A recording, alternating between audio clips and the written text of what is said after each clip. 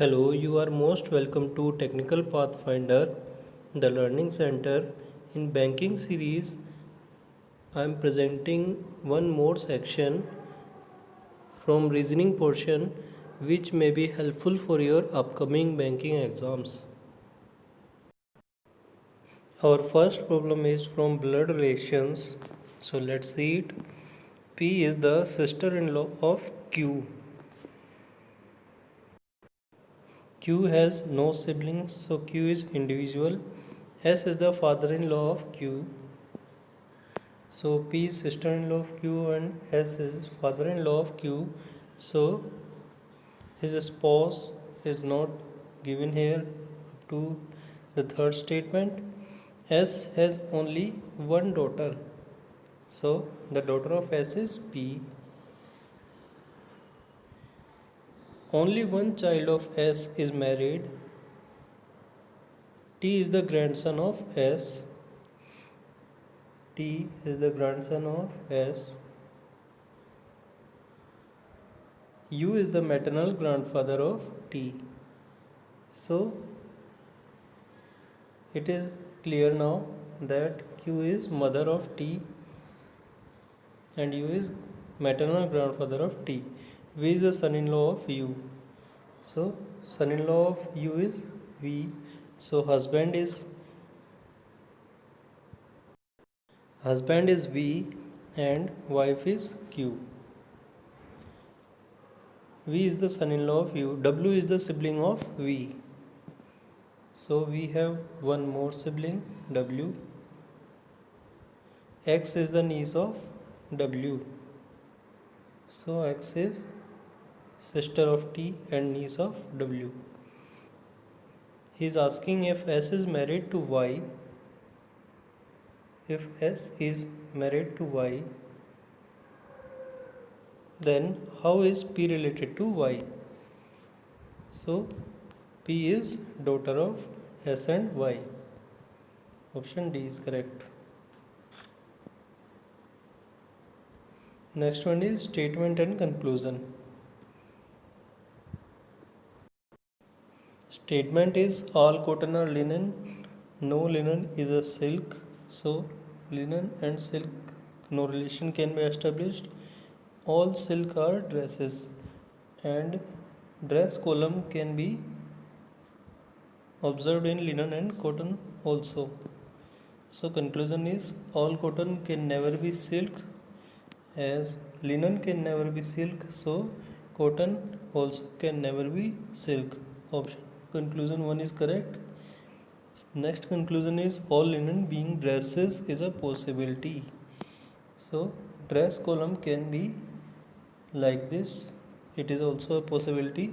So second conclusion is also correct.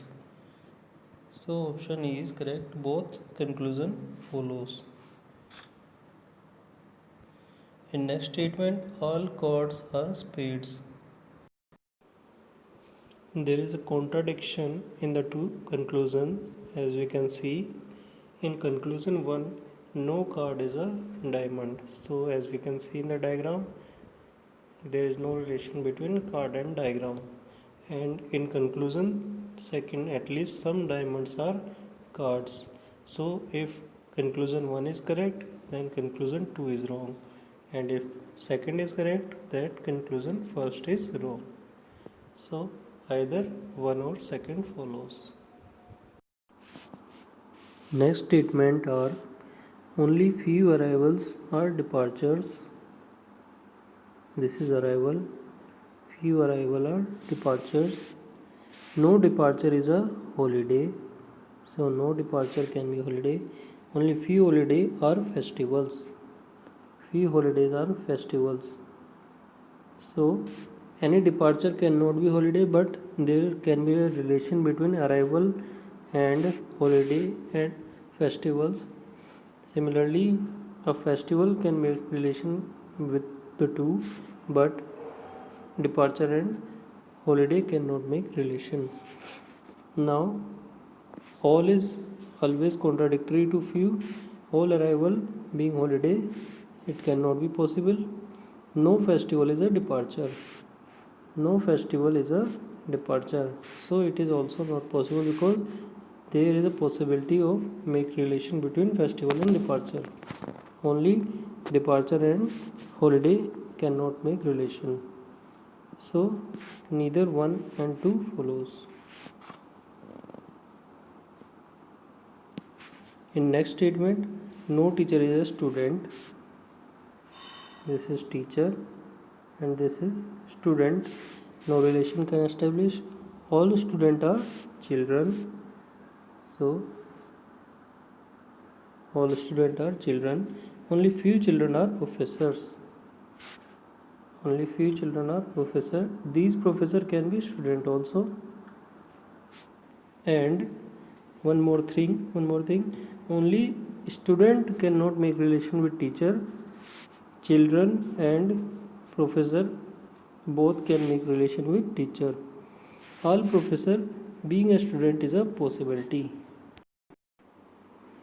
So as we can see in the figure, this may be the possibility according to the conclusion 1. So it is a possible case. Some teacher are definitely not children. Some teacher definitely not children. Some teacher definitely not student is clear, but it is not clear that some teacher are not children. It may be possible. If it is saying that it is a possibility, then it will be correct, but it is wrong here because it should not be correct. Option A is correct. Only conclusion 1 follows. We have some problems on sitting arrangements now. So see the statement. 14 people are sitting in 2 rows facing each other. So 7 in a row, and P, Q, R, S, T, U and V, these are facing southward, while A, B, C, D, E, F and G are facing north side. Now the statement is only one person sit between D and F. Q sit second to the left of the one facing F. Only 2 people sit to the left of D. See, only 2 people sit to the left of D. Only 2 people are to the left side of D, and D is facing north side. Now see the previous statement. Only one person sit between D and F. Two cases can be concluded from here, that F is at the left of D or at the right of D. Next is Q sits second to the left of the one facing F. In case 1, the person who is facing F is this, and to the left of second to the left of this person is Q. And in case 2, F is this, facing the person is this, and left of second to the left of F is Q. As many people sit to the left of Q as to the right of R. So according to statement, this is R, and in case 2, R will be placed here. A faces immediate neighbor of T.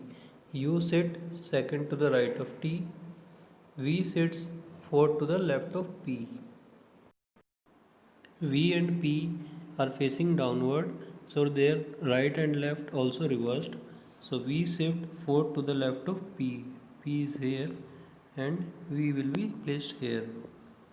In case 2 also, the position will remain same in case 1 like. U sit second to the right of T.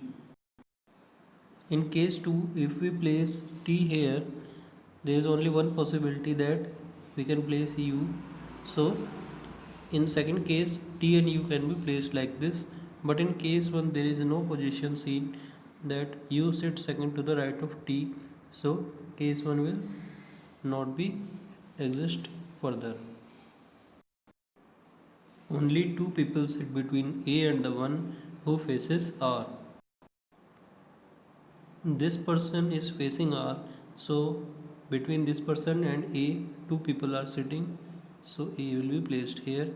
And also it is verified that A is the immediate neighbor of T. As it is given, A faces the immediate neighbor of T. The person who is facing T is immediate neighbor of A. The next one is, as many people sit between V and Q as between D and B. So there is no one is sitting between V and Q, so B will be placed here. Last statement is, G sit to the immediate right of C. G sit immediate right of C. Remaining persons can be filled. E will be placed here and S will be placed in this position. So this is the final arrangement we got, and we can solve the next problems based on this arrangement. See the problem. How many people are sitting between B and the one who faces V?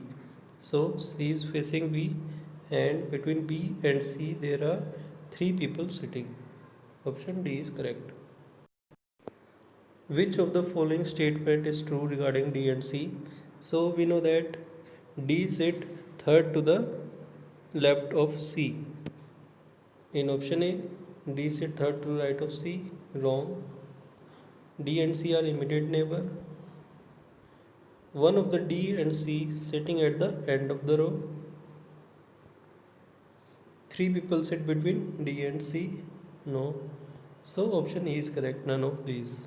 As we know that D is third left to the C, or C is third of right to the D.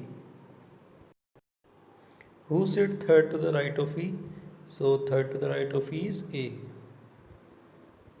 C option is correct. Who among the following faces S? So A is facing S.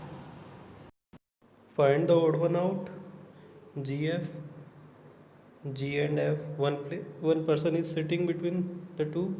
ST, no one is sitting. QT, one person is sitting. RU and ED. So RU, one person sitting. ED, one person sitting. So ST is the odd one because no one is sitting. B option is correct. That's all in this session. So anyone if have any doubt, then he can ask in comment section. Thanks for watching.